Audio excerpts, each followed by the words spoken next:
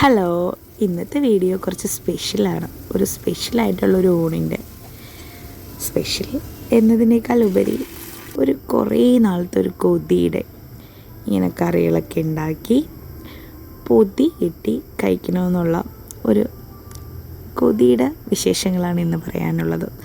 അപ്പോൾ കാര്യം മനസ്സിലാക്കിയുള്ളൂ, പൊതിച്ചോറാണ് ഇന്നത്തെ വീഡിയോയുടെ content. Welcome back to my YouTube channel Krishna's fusion and feast. അപ്പോൾ പൊതിച്ചോറിലേക്ക് ആദ്യം ഉണ്ടാക്കുന്നത് നല്ല മുളകിട്ട ചൂര വറ്റിച്ചതാണ്. അപ്പോൾ ഇതൊരു മസ്റ്റ് ഐറ്റമാണ് പൊതിച്ചോറിൽ. അധികം ചാറില്ലാതെ ഇതുപോലെ പറ്റിച്ചെടുക്കണം. അപ്പോൾ ഇത് പറ്റിക്കാൻ വെച്ചിട്ടുണ്ട്. ഇതിൻ്റെ ഡീറ്റെയിൽഡ് വീഡിയോ ഞാൻ യൂട്യൂബിൽ മുമ്പ് അപ്ലോഡ് ചെയ്തിട്ടുണ്ട്.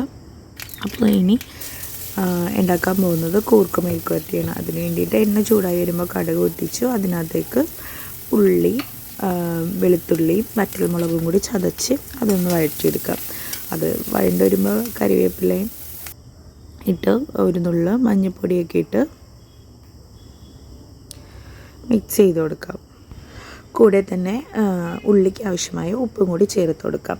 കൂർക്ക വേവിക്കാൻ നേരത്ത് ഉപ്പും മഞ്ഞൾപ്പൊടിയും ചേർത്താണ് പുഴുങ്ങി എടുത്തിട്ടുള്ളത്. ഞാൻ അതിൻ്റെ കൂടെ ചെമ്മീനും കൂടി ചേർത്തിട്ടാണ് എടുത്തേക്കുന്നത്. ചെമ്മീൻ കിട്ടിയതുകൊണ്ട് തന്നെ. അപ്പോൾ ഈ കൂർക്കയും ചെമ്മീനും മെഴുക്ക് വരട്ടി അടിപൊളി കോമ്പിനേഷനാണ്.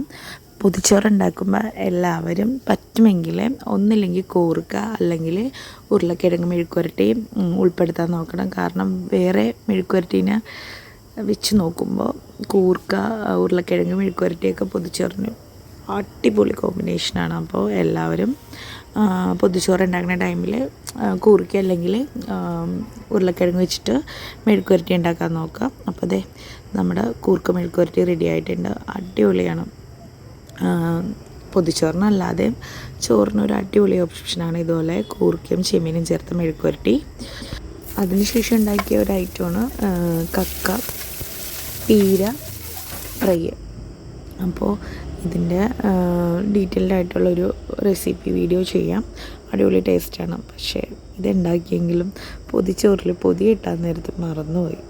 അപ്പോൾ ഇതുപോലെ കക്ക നന്നായിട്ട് മുരിച്ച് അതിനകത്തേക്ക് സവാളയും മസാലപ്പൊടികളൊക്കെ ഇട്ട് ഇഴറ്റി ഈ ഒരു പരുവത്തിലാണ് ഇതെടുക്കേണ്ടത്. അതിന് ശേഷം ഈ പൊതിച്ചോറിനെ ടേസ്റ്റിനേക്കാൾ ഉപരി ഇത് എനിക്ക് തോന്നുന്നു ഭംഗി തന്നെ ഒരു കറിയാണ് നമ്മുടെ ബീട്രൂട്ട് പച്ചടി.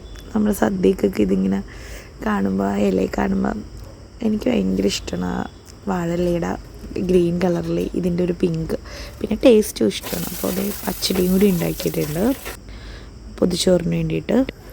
ശേഷം നല്ല കുഞ്ഞു ചാള കുരുമുളകും ഉപ്പും മുളകൊക്കെ ചേർത്ത് പെരട്ടി വറുത്തെടുക്കണം. ഈ ഒരു സൈസിലുള്ള ചാളയുണ്ടോ പൊതിച്ചോറിന് ഏറ്റവും ആപ്റ്റായിട്ടുള്ളത്.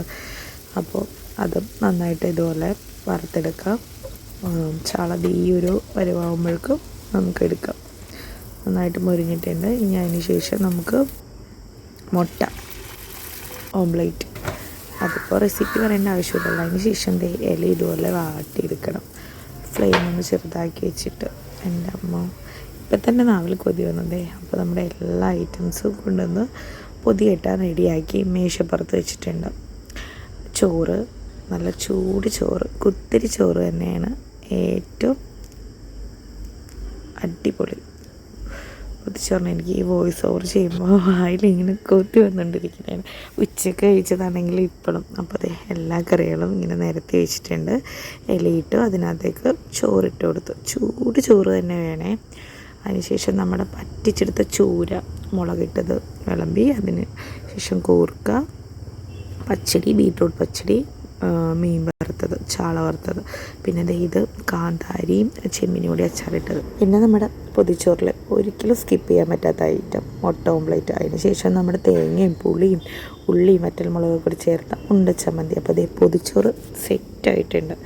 ഇത് ഇനി പൊതിഞ്ഞ് അരമണിക്കൂർ വെയിറ്റ് ചെയ്യണം. അതാണ് ഏറ്റവും വലിയ ടാസ്ക്. അതിനുശേഷം വേറെ ഓരോ ആൾക്കാരുടെ ആയിട്ട് പൊതിച്ചോറ് ഞാൻ ഉണ്ടാക്കി പൊതിഞ്ഞുകൊണ്ടിരിക്കുന്നതാണ്. അപ്പോൾ അദ്ദേഹം മോന് വേണ്ടി ഒരു കുഞ്ഞ് പൊതിച്ചോറ് റെഡിയാക്കി എടുത്തിട്ടുണ്ട്. അപ്പോൾ അവൻ്റെ പൊതിച്ചോറും സെറ്റായിട്ടുണ്ട്. അതും പൊതിഞ്ഞിങ്ങനെ മാറ്റി വെച്ചു. എങ്ങനെയൊക്കെ അരമണിക്കൂർ എത്തിച്ചെടുത്തു. അപ്പോൾ അവൻ്റെ പൊതി അവൻ തുറന്ന് അവൻ കഴിക്കാൻ തുടങ്ങുകയാണ്. അവൻ്റെ മുഖത്ത് ആ എക്സൈറ്റ്മെൻറ്റും സന്തോഷമൊക്കെ കണ്ട ഞങ്ങളെല്ലാവരും എൻജോയ് ചെയ്ത് കഴിച്ചു. അതിന് ശേഷം ഞാൻ ദേ എൻ്റെ പൊതി തുറന്നു. എൻ്റെ പൊന്നോ, ഇല കാലിയായ വഴി അറിഞ്ഞില്ല. അപ്പോൾ വീഡിയോ ഇഷ്ടപ്പെട്ട എല്ലാവരും ഷെയർ ചെയ്യാൻ, ലൈക്ക് ചെയ്യാൻ, സബ്സ്ക്രൈബ് ചെയ്യാൻ മറക്കരുത്. Thank you for watching me.